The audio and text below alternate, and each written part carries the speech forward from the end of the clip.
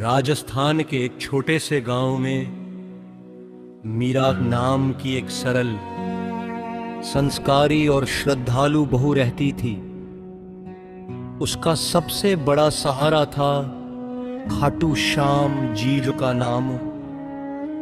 हर सुबह वो दीप जलाकर कहती, हारे के सहारे मेरे श्याम, आज भी मेरा हाथ थाम लेना।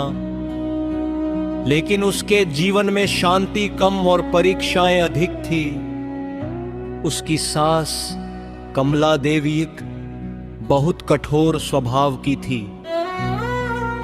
वे छोटी छोटी बातों पर मीरा को डांटती, कभी समय पर भोजन नहीं देती, तो कभी दिन भर काम करवाकर भी उसकी मेहनत की कद्र नहीं करती। कई बार बिना गलती के भी मीरा को अपमान सहना पड़ता।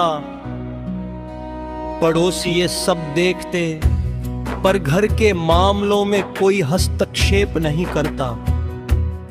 मीरा का पति काम के सिलसिले में अक्सर बाहर रहता था, इसलिए वह अकेली ही सब सहती रही।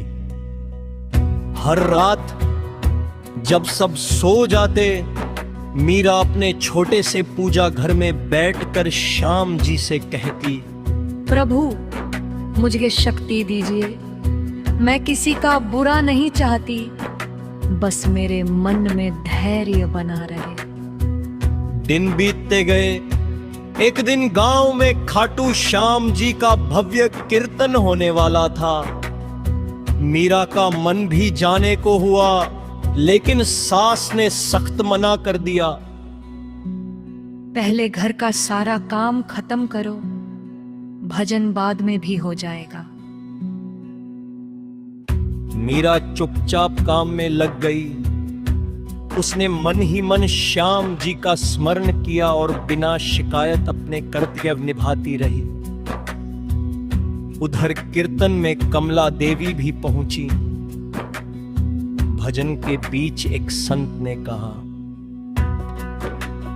जो व्यक्ति अपने ही घर में किसी निर्दोष को रुलाता है, वह चाहे कितनी भी पूजा कर ले, सच्ची भक्ति तब तक अधूरी रहती है जब तक उसके व्यवहार में करुणा नहीं आती। ये शब्द सीधे कमला देवी के हृदय में उतर गए। उन्हें पहली बार अपने व्यवहार का एहसास हुआ।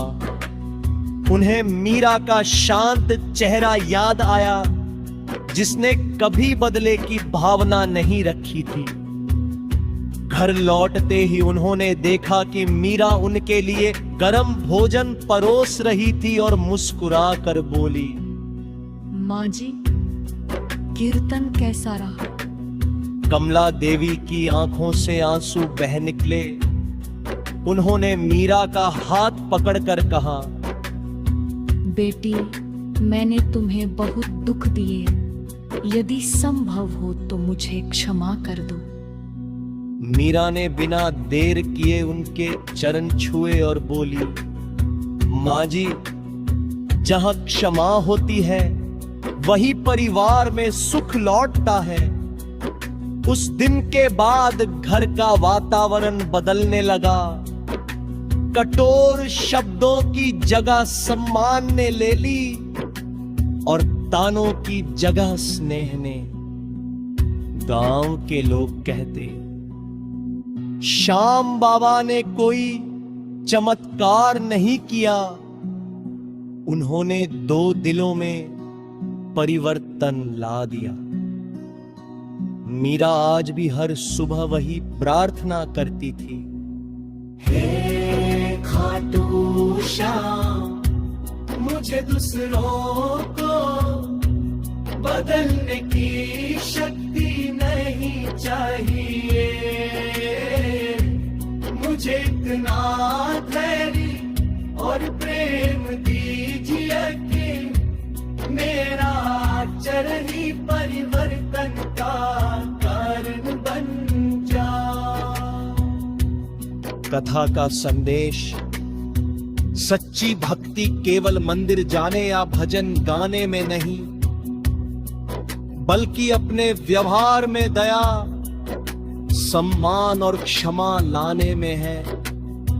धैर्य, सदाचार और ईश्वर पर विश्वास कठिन है, परिस्थितियों में भी मनुष्य को सही मार्ग दिखा सकते हैं।